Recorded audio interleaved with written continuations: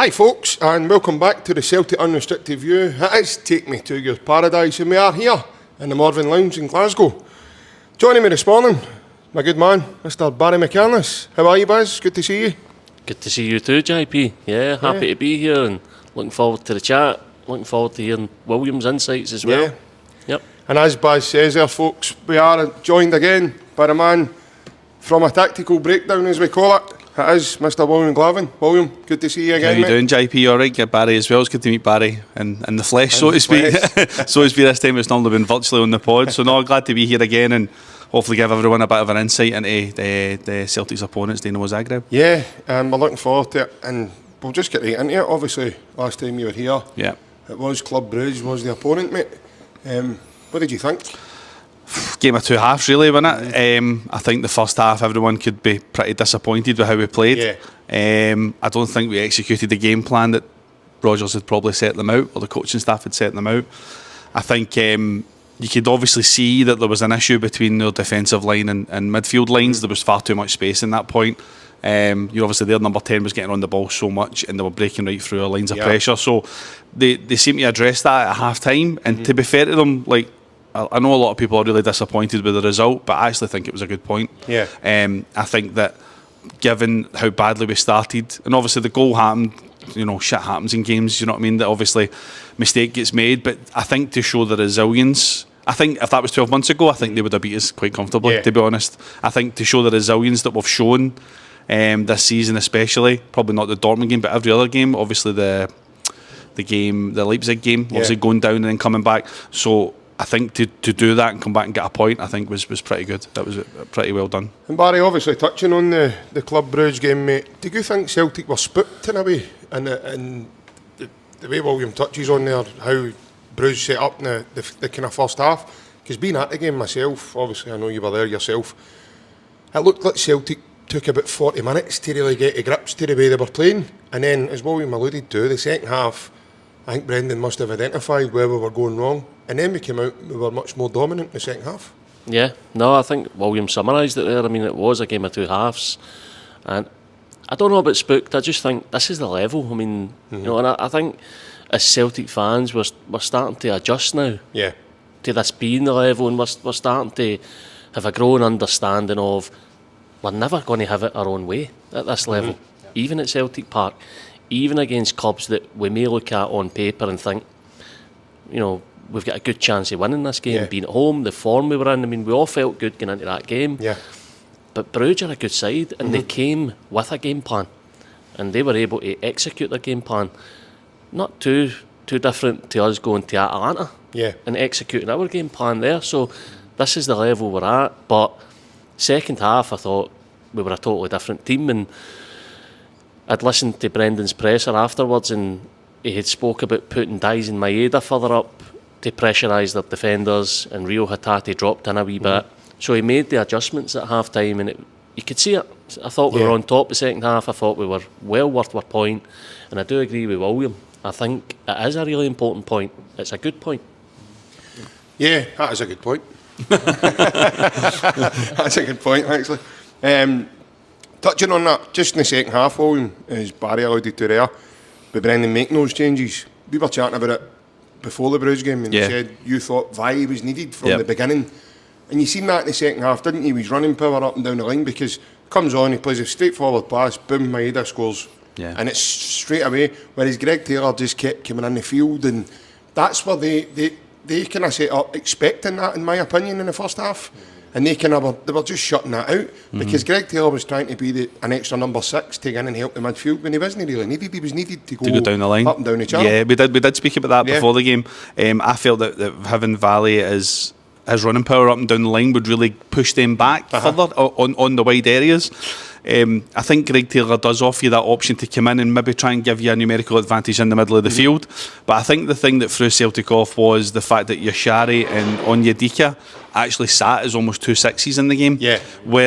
So they were actually pretty deep in the midfield. So I think the first half especially, you're looking and Celtic were going, do we press them? Do we no press them? Do we sit off them? And then we sat off them at times, or we did press and we pressed at the wrong moment, and they played 2 passes and take 5 of their players out the game, and that happened a few times. They obviously had a couple of chances, but I think when Rodgers made those really positive changes, I thought with Valley coming on, I think that gave us something different. And as you said, that obviously led to the goal. For me, Alex Valley is a better player than Greg Taylor. Like in terms of what he gives you as a left fullback or a left wing back, if you want to call it. I think Valley's similar ilk to Alistair Johnson, so it gives you that balance for me on both sides. I think Greg Taylor definitely does something different, whereas he'll go into the midfield, and he'd done that really well under Ange, and he still does that well under Rodgers. There's no getting away from that, but I just think that game called for having a bit of more balance on both full-back areas, and Valley gave you that. Yeah.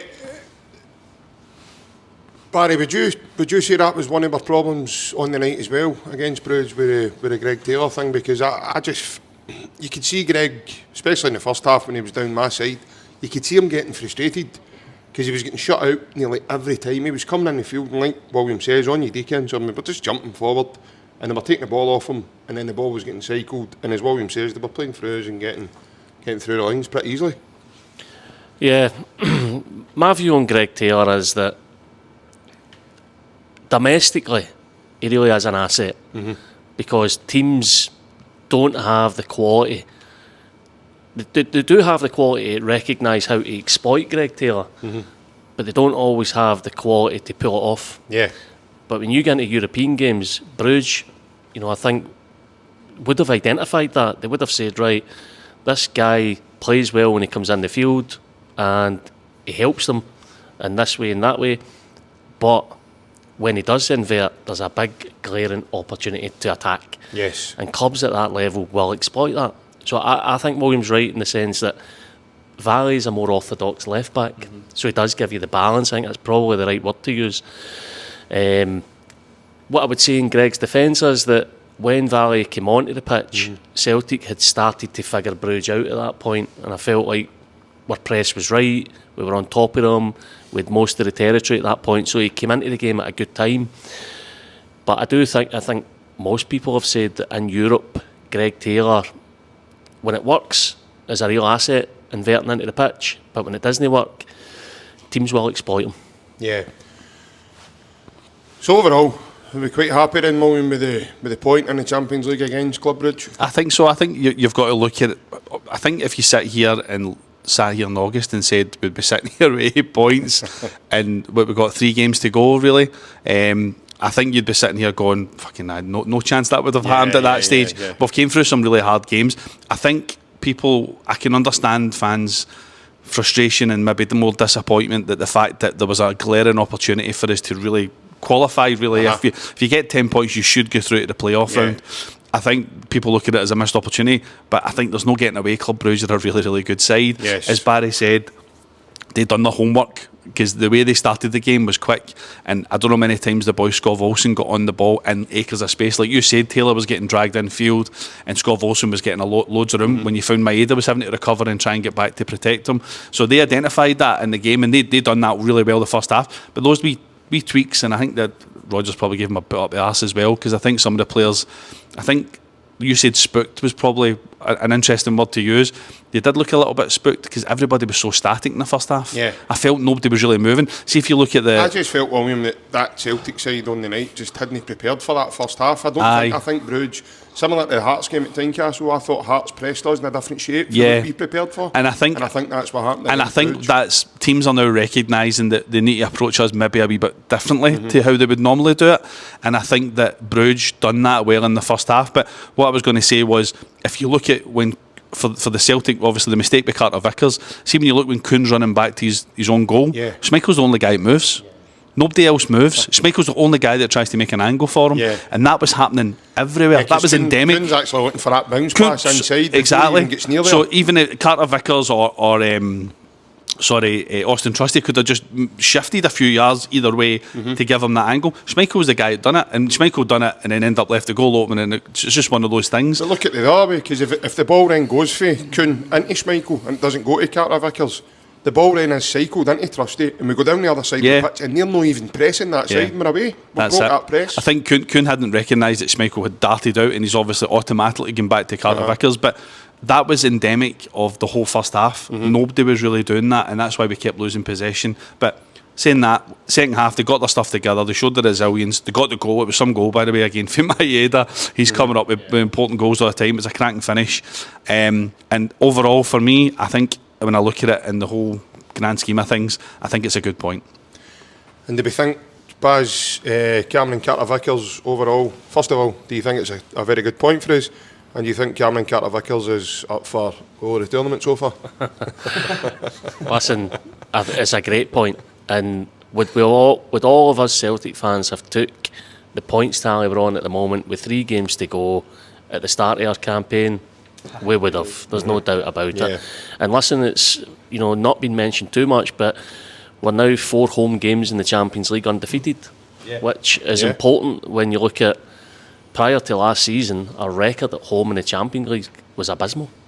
So we're starting to put things right in that area as well. But just to finalise on that, William made a good point there about teams recognising they need to approach us a wee bit different. That's a big compliment to us as a football club. That team, because I'm sure Brendan did say that he expected Bruges to be a bit more reserved away from home because that's how they've played up until this point. But they obviously recognised we can't really sit off against this team because they do have the quality. So it's a compliment to us as well. 100%. Hey William, why we're all here today, to touch on our next I love saying this, our next Champions League opponents in Dinamo Zagreb. First of all, just to show you what I've been learning, they've not won. They've only won 2 out of the last 7 matches. They're not going pretty well. No. They get beat at the weekend with a team who's managed by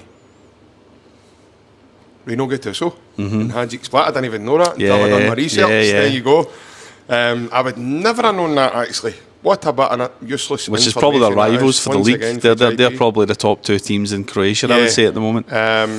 They do have a familiar face, and a guy some Celtic fans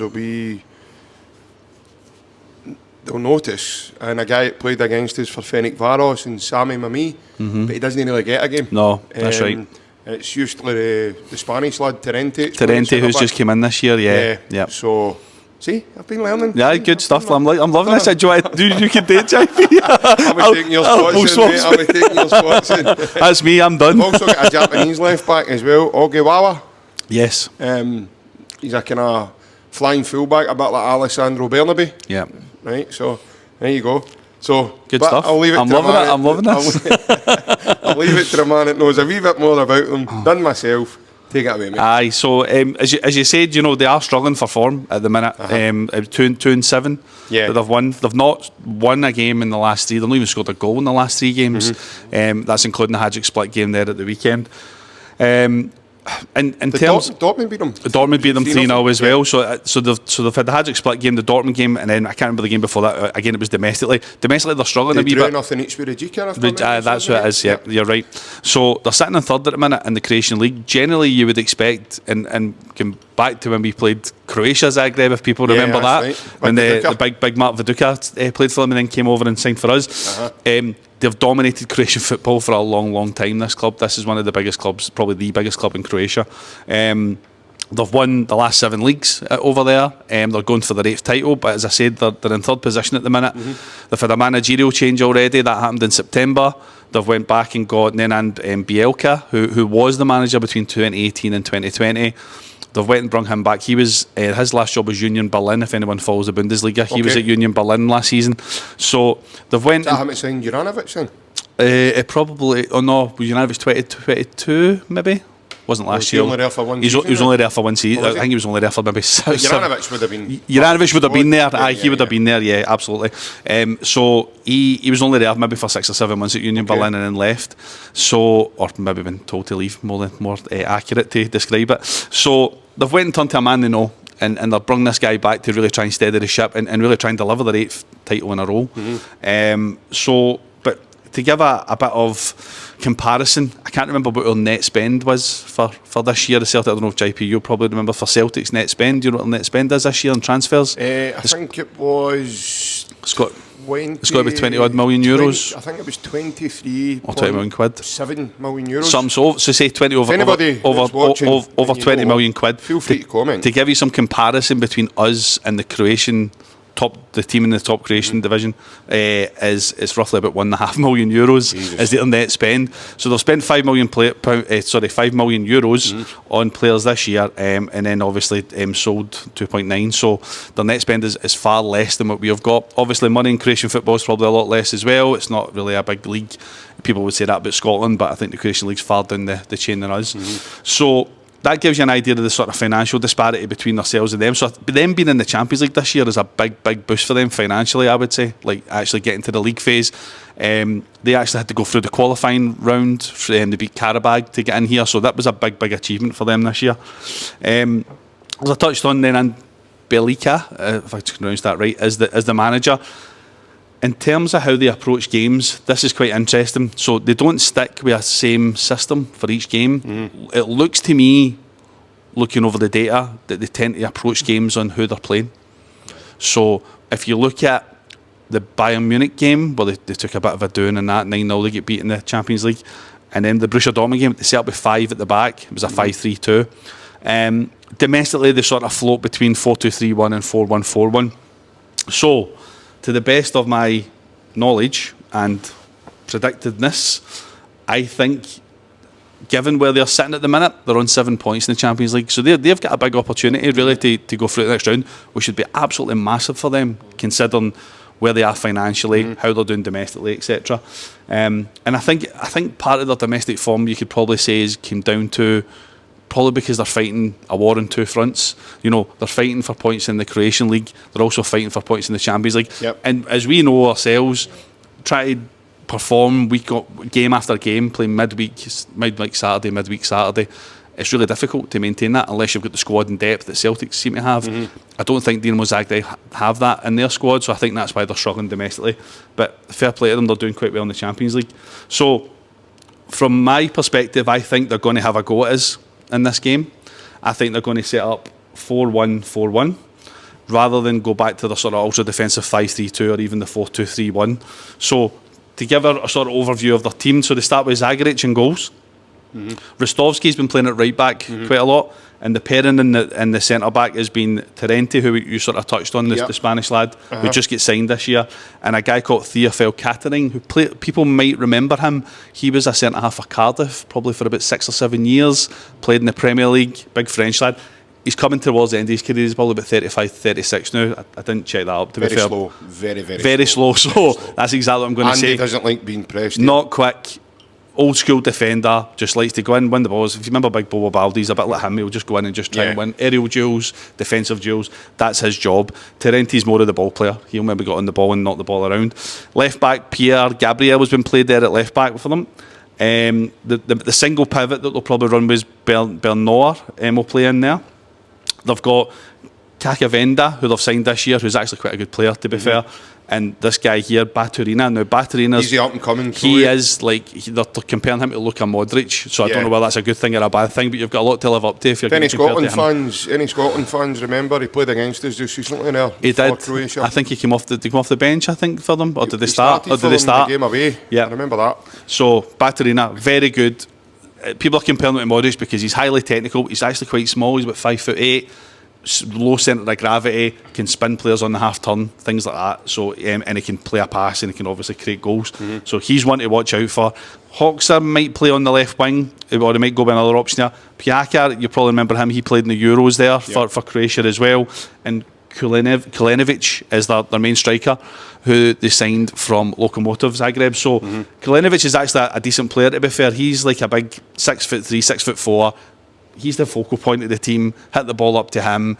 He'll cause problems. He'll get physical with your centre-halves, but I'd like to think your centre-halves would be able to deal with him. Yeah. That being said, this guy can score goals with his right foot, his left foot and his head. Like he is a dangerous guy to watch.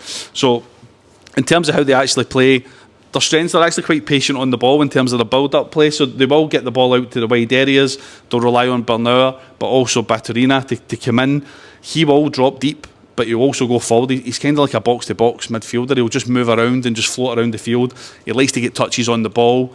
He's not the type of player that's going to, you know, beat 3 players and bang one in the top corner. He'll just play the passes constantly, do the simple things really, really well, and that's what he does in matches. They'll tend to try and get the ball out to the wide areas here if they're setting up in this formation of Piaka and Hoxha, but they'll try and join with Kalinovic up front and maybe create a 3 up there to try and stifle us in terms of getting the ball up there and getting against our 2 centre-halves. So they're the ones to watch out for. As I said, you've got your single pivot here. He might even drop back into here, and then that pushes all the wide men up. Bring the centre-backs out a bit wider.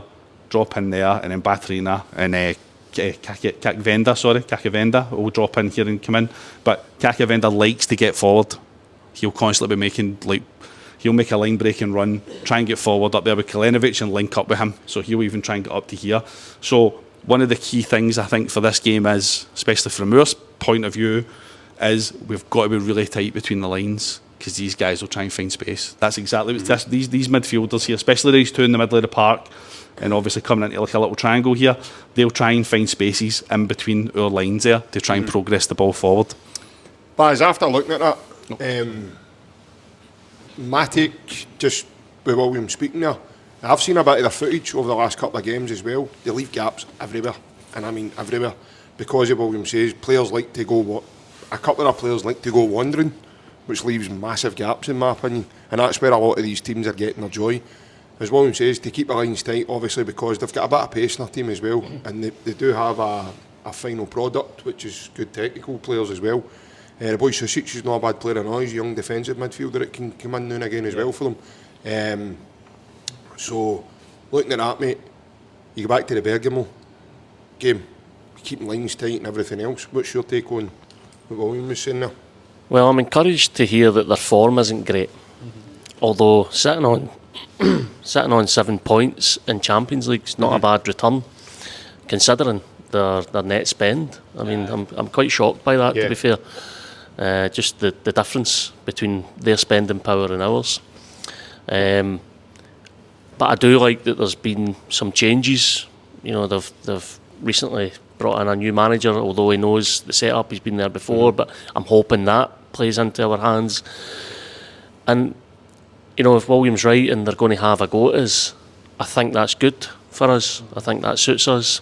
And I suppose what we're looking for is somewhere between, and I know this is the dream scenario here, the performance against Atalanta, the performance against Leipzig, some kind of hybrid of those 2 performances would be ideal, I think, because I'm sure Brendan understands this level and is humble enough to go away to this team and not just go all guns blazing. I think that would be the biggest mistake. I would like us to go there and, you know, it's a cliche, but I would like us to be hard to break down. I don't want us to go there and straight away, you know, try and pin them in and have a really high line. And I'm looking for Celtic to be sensible in this game, because I do believe if we win this game, we're through. That's what's at stake here.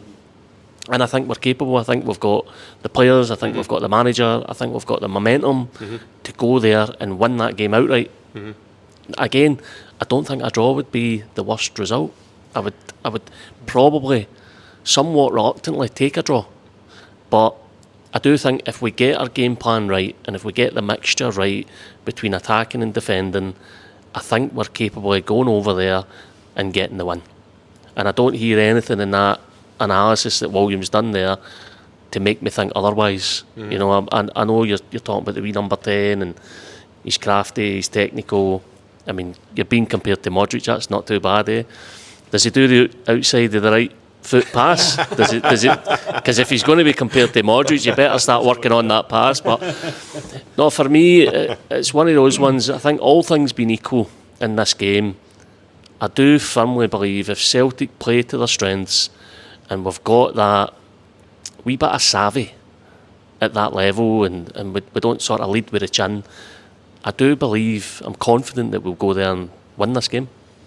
All right, so obviously you've touched on that you want a more pragmatic approach then going into the game. Is that the way you see it, William? I think so. I think that looking at, as you said there, Barry, like their form isn't great at the minute. The team are suffering at the minute. I think there is an opportunity for Celtic to go there, be pragmatic, and like I think you're right, Barry. I think having a sort of hybrid Leipzig Atalanta approach to the game, you know, being a bit more, maybe a bit more difficult to break down, which then would frustrate them, and then you could obviously hit them on the break and obviously get forward and get opportunities.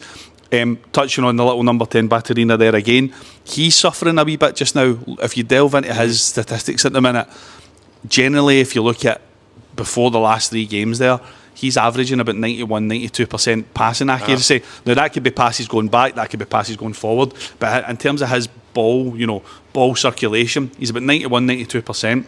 In the last 3 games he's down to about 78, so he's given the ball away quite a lot. I think they're obviously getting to, they're in games and they're maybe trying to force the issue a bit more. They're not performing well. Balls aren't falling for them at the right time. So I think it's probably a really good opportunity for us to go there and play them, to go for the 3 points. But I think, like you said there, Barry, I don't think a point's a bad result in Zagreb. I really don't. Like, I think that would be a good result for us. Do we think the Celtic fans will be expecting us to go there and just turn this mob over? Probably, mate. I think they will. But I think. But you think a lot of Celtic fans will see a draw as a loss?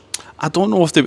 I'd be surprised if people seen it as a loss, because going away to Croatia is a difficult one. Yeah, it's travelling away. We're going into a play. It's a very, very big pitch where they play in Zagreb. A very big pitch, which I think suits us, to be honest, in terms of how we play. I think looking at the team and looking at how they set up, that's a sort of overview of what they're doing with the ball. But see, when they've not got the ball, they are conceding really bad goals. They're really poor in defensive transition. So when that turnover happens, players are struggling to get back into their positions quick enough. That plays into how we play. We take advantage in those situations. So I'd like to think we can go there and get 3 points quite comfortably. But that being said, teams, and I think Dinamo Zagreb have been no different to the way Bruges approached it. They'll look at us and look to find, you know, weaknesses in our setup, how we approach the game, to try and spook us and things like that. So I think you've got to treat every game individually. It's really difficult. You take the form and look at it and go, right, they're not really playing well, but you've got to treat it individually. They might have a few surprises tactically in there as well that we've not seen over the last 3 games, because like I said, the manager likes to chop and change the formations, so they might do something different. But like you said before, JP, Theophile Catering is old in terms of footballing terms. He's coming towards the end of his career. He's the guy. He's surely got to be a pressing victim. He's a pressing victim, mate. That's the term we always use. That's your pressing victim. Kyogo's got to be on him like a rash to force an error. If he can force an error, getting back to the goal, they'll get out wide or even infield, even better. And by the way, we can get onto the ball. I think you will, mate. I think you will. The big fella panics. I think you will. He's the guy to target, definitely, in the game. Got to keep Baturina quiet. Kalinovic, we just need to manage Kalinovic to the same way we managed Šeško in the Leipzig game. Close tight to him, frustrate the life out of him, and then that should work out for us. To be fair, that Nevestic, the goalkeeper, he's got a mistake or two on him as well. I've seen him kicking balls and just kicking them needlessly and into this. You're like, nobody's even pressing you, mate, and you've just kicked that ball right into the stand. So, you look at valuations of players there. Obviously, we're touching on the boy Baturina. So, his contract runs out on June 2028. Okay, his valuation compared to the rest of the squad is sitting at 20 million. That's what they value. Baturina will be playing in the top 5 league in the next couple of years. There is no doubt. In around him in their squad. Piaka, he's only 2.5 million. Yeah. You look at the boy in Buku, he's only 2 million. Yeah. Sammy Mimi, 1.5. They're probably small jump with the boy Terenti, 3 million, and then you go. I think those guys are probably towards. They're probably in their high 20s in terms of age. I'd imagine they're probably up there. But his Baturina's 20.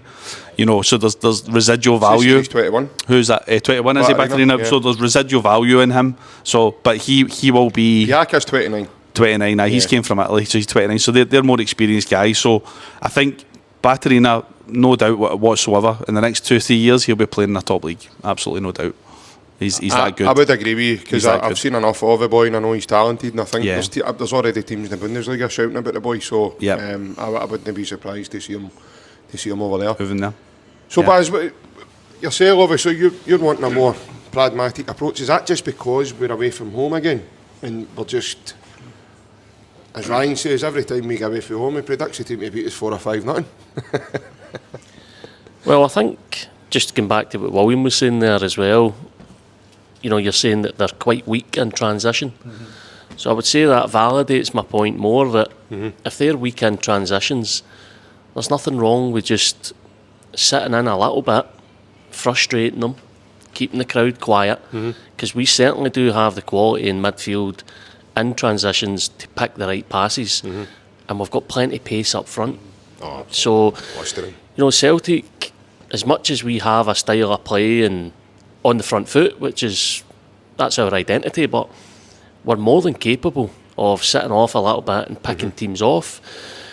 But Zagreb might look at this as well and think, they're on 7 points, they're at home, they will be looking at Celtic as well and thinking it's a winnable match.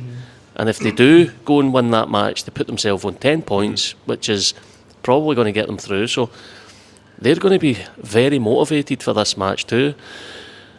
But yeah, I just think I wouldn't... The performance at Atalanta is not the type of performance I would like to see in this game. Yeah. I wouldn't like to see that. I wouldn't like to see us sitting in really deep, soaking up pressure. Can you, with what you heard about them there, can you see that being the case? No. For me, I don't know if it's just been a wee bit overly confident with Williams' analysis here. They don't strike me as a team that's going to be able to pin us for too long. Well, if they did, I mean... They will have moments, don't get me wrong, but... That big number 4, I've never heard that, the pressing victim. That's the first I've heard that. You don't want that. Listen, if I play fives and they find out about that term, I'll get caught that. So, you're doing yourself a justice. You're all right, I'm not at that level, but if that is the case, and he doesn't have the legs, they can't pin us in. Because if they do pin us in, they're running a massive risk that as soon as Celtic win the ball, Kyogo's got the pace, Maeda's got the pace, it would only be one ball over the top and we would be through. So, no, for me, I'm looking for the recent years that we've been in Champions League and the experience that we've gained and the experience this group of players have gained, and even Brendan. I'm looking for it all to come together on this night, because it's a big night, because if we do win this game, we're all but through. I mean, it could be a magical night for us. I'm looking for everything to come together on that night, and Celtic just to get the balance right between defence and attack. And I'm confident that if we do get that balance right, William said we could win it comfortably.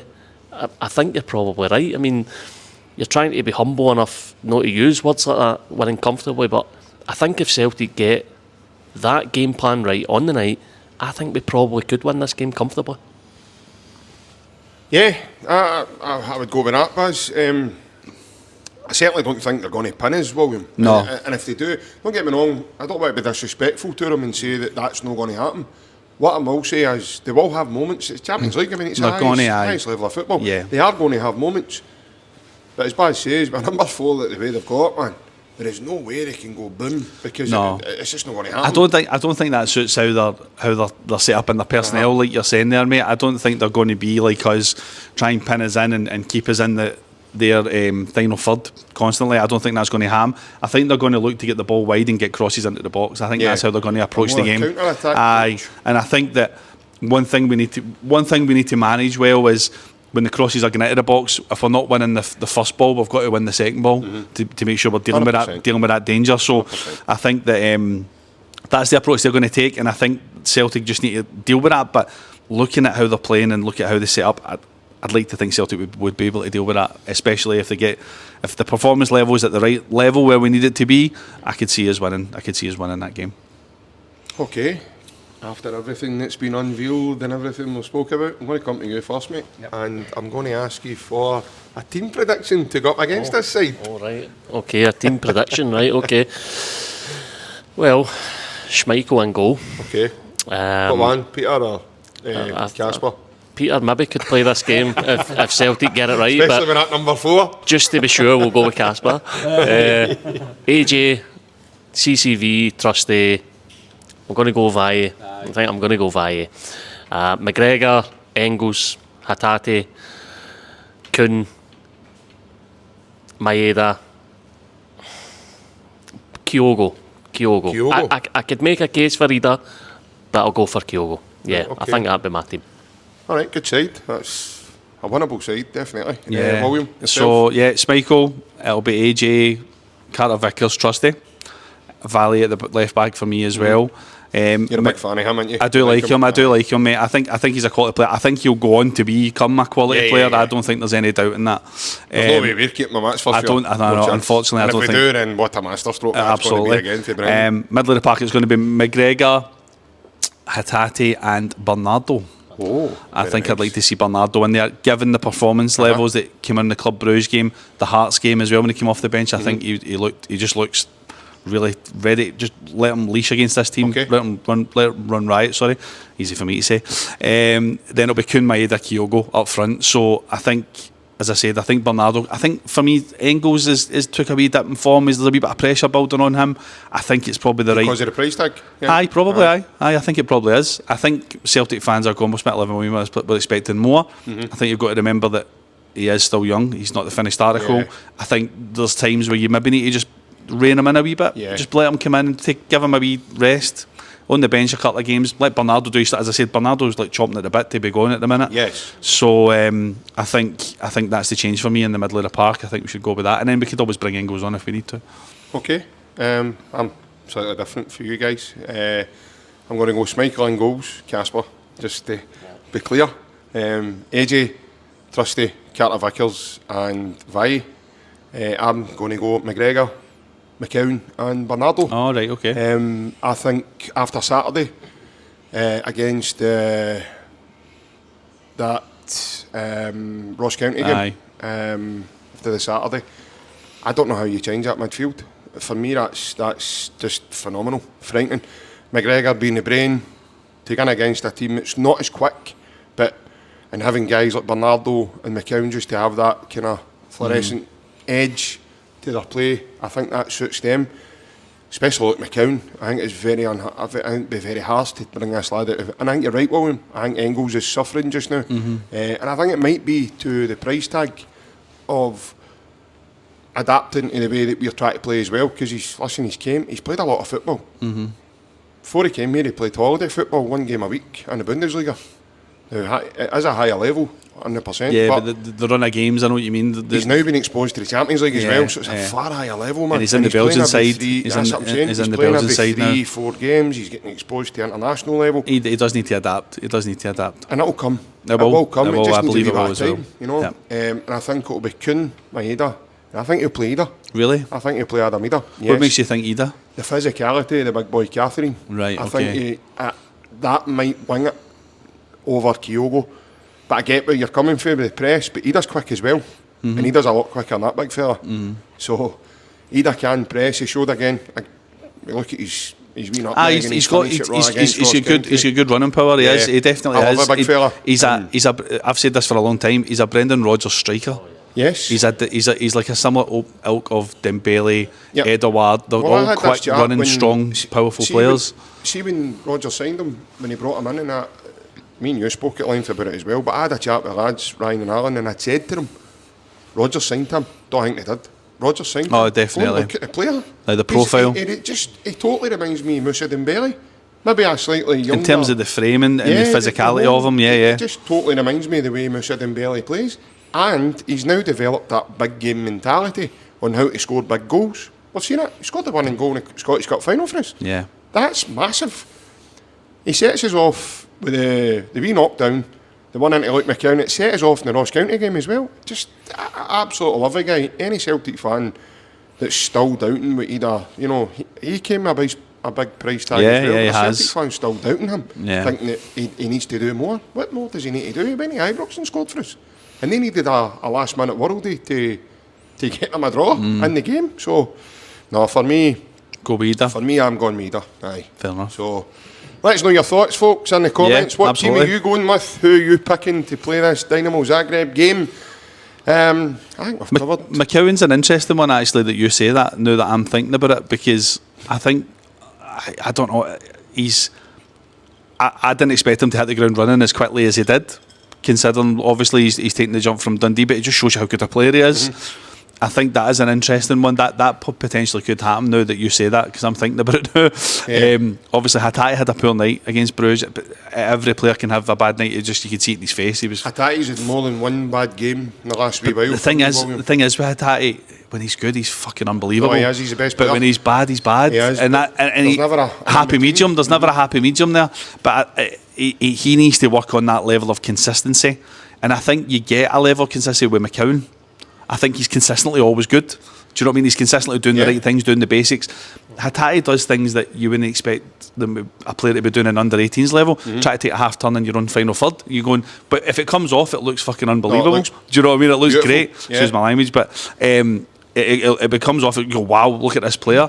But sometimes he does it and he tries a wee bit too hard and then he gives it away. And I think fans get a wee bit frustrated by that. But so I think McCowan could be an interesting one, mate. I think it could be. Baz, I'm going to bring you on in and why I picked Luke McCowan.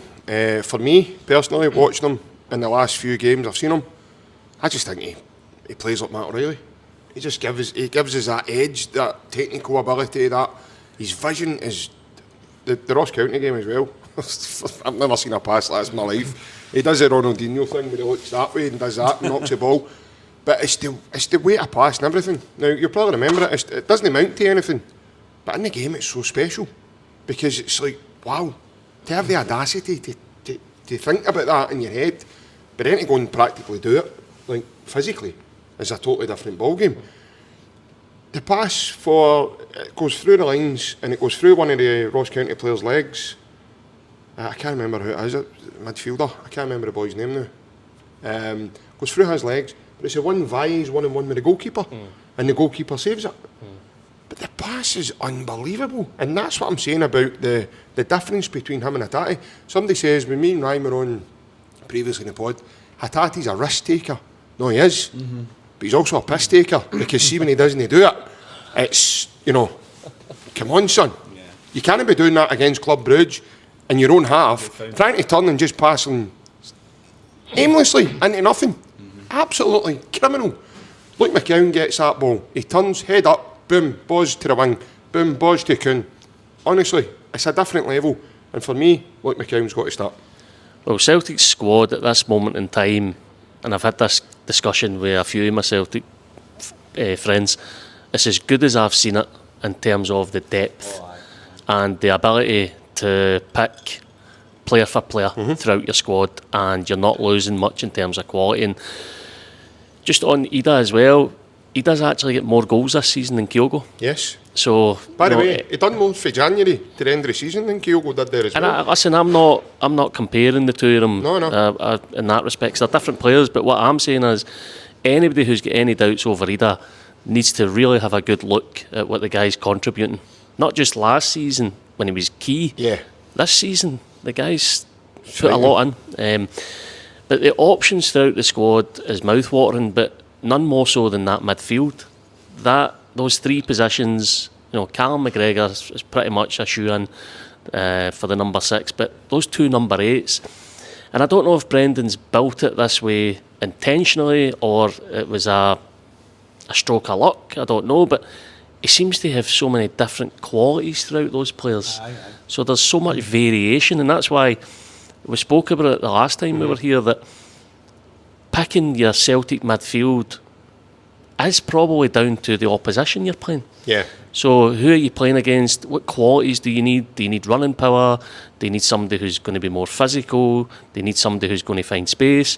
Which brings me to Luke McCowan, because I think he's Celtic's best midfielder in terms of finding space.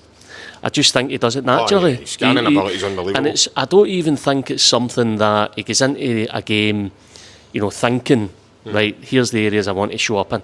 He just gravitates towards the right areas of the pitch where he finds himself in space. Yeah. And that's where I can see the similarities to Matt O'Reilly, because Matt O'Reilly was excellent at just finding space. But Luke McCowan, until now, and I'm with William on this, I'm surprised how quickly he's been able to turn that into goals, into assists. So I think there is an argument for starting McCowan. I also think William's right as well. I think Bernardo is chomping at the bit. He really is ready to start games for Celtic. You mentioned there you're surprised. Why are Celtic fans surprised about Luke McCowan? He was doing this at Dundee. This isn't something new that he's all of a sudden started doing. He was doing this at such a lesser level. No, I think that is Williams probably going to make the point here. I think there's always healthy scepticism about players being able to go up the level and do it, and I think that's where he's proven until now that he's been able to make that jump up. In fact, Brendan spoke about it in his presser as well. But William, is it not just a case of you've just put Luke McCown into a bigger pond with better talent round about him to then go and enhance his skill? Yeah, but it's sink or swim when you go to Celtic, really, isn't it? Mentally, I think it shows you he's strong mentally and he believes in himself. There's players that have came up here that you'd expect them to be absolutely flying and they've just shrivelled, because going from, no disrespect to Dundee, but going from Dundee to Celtic, as you said, it's 2 games a week, it's playing in front of 62,000, you're expected to win, and not even just win, no 1-0, 2-0, it's 3-0s and 4-0s, especially domestically. I've been to so many games over the years, as a kid, growing up, and an adult. How many times do Celtic fans hear that wee mummer when they give the ball away in the middle of the field? You know that? Oh, I heard that quite a lot. Right. But do you know what I mean? So he'll know that, because given he's obviously a Celtic fan and he's grew up being he'll know that. But he's got the enough, the mindset to go in there and go, do you know what? I'm a fucking Celtic player and I can go and do my stuff on the field. And he's done that. But I didn't expect that from him straight away. I thought he would come in, do bits and pieces, fill in the gaps here and there. He's actually come in and he's making a case for himself to be starting every game. Here's another question. Do we actually think he's a leader in the dressing room? I would say so. Yeah? I would Baz, say so. what about yourself, mate? Would you see that? You see him, I'll give you a good example. He's sitting in his presser and he's sitting saying to the press, listen, see when you come here, it doesn't matter if you're not playing. You still need to be a good teammate, you still need to be working hard, you still need to be doing your duties, and you still need to be coming through the door to earn your wages. No sitting with a petted lip. Now, I don't know if that was a wee dig at other players. Could be guys like maybe Lewis Palmer, maybe no getting a game, sitting with petted lips, jumping in and out with on and off of Instagram. Oh, it's not my day today, all that kind of. I'm not into all that. Do your duty, go home, and go back in tomorrow and start again. This podcast has turned him into a psychologist. He's an analyst, he's a psychologist, he's a podcast host. You just learn as you go. No, I hear what you're saying. I think, as William said, he'll know exactly what he was coming into. He knows, he's sat in the stands, he knows what it's like. So what a great advantage that is if you can back it up. So if you've got the game and you can perform, you've came into the club with a big advantage over a lot of other players that Celtic will sign, because you know the fan base inside out, you know what they want. So, and he seems like a smart enough guy. It seems like he is putting all that into action. He knows what's going to appease the fans, he knows what they're looking for, and he's taking it out to the pitch. And I heard as well he's got a mindset coach. Yeah. And I'd heard Brendan speaking about that. And so I think all the signs are really positive with Luke McCown. He's only 26. I've got one out there as podcast. Aye. So, it's working. So no, he's earning his wages, that's for sure. Yeah, he's a guy that has definitely got quality. We saw that at Dundee. He's brought that to Celtic. It's amazing that he's been able to implement it so quickly, but he's got the perfect manager to do that, because Brendan has showed over the years, if you come into the side and perform and you've got the right work rate, he's got no hesitation in playing you. Yeah. He's done it in the past. So, and McCown will know that, because he would have, witnessed all the Brendan years the first time round, so he would have had a good idea who Brendan was. But do you know something? Ultimately, the guy's a good footballer. He's a talented footballer, and he's a wee bit as well. It always looks nicer with the left foot, doesn't it? So he's got that left peg. He's an excellent player. I hope he continues this way. Yeah, massive. And for that, massive ending for the podcast today. Thanks again, guys. William, thanks again for your brilliant insights on the Zagreb. Yep, hope everybody enjoyed that, and fingers crossed we get a good win on Tuesday night. You back for Young Boys? Yes, I'll be back. Yes, unless anybody doesn't want me back. No, don't bring him back. Don't bring. No, I'll be back. I'll be back for the Young Boys game, mate. I'll start delving into them after this. And Baz, your good self, mate. It's always good to get your insights as well as usual. No, thanks for having us on, mate. I love it, and it's great to meet William in person as well. And I loved your take on that. And I didn't know too much at all about Zagreb, so I was really looking forward to hearing the insights. Aye, great as always. That's why we bring you here, mate. Every day's a school day, as they say. But for you folks, the viewers, I hope you have enjoyed yourselves as much as we have. If you have, please like and subscribe to the channel. It's totally free and we'll be indebted to you forever, but it also gives you a chance to join our wee family. But for the time being, a massive hail from myself. Take care and we'll see you all again. Bye bye.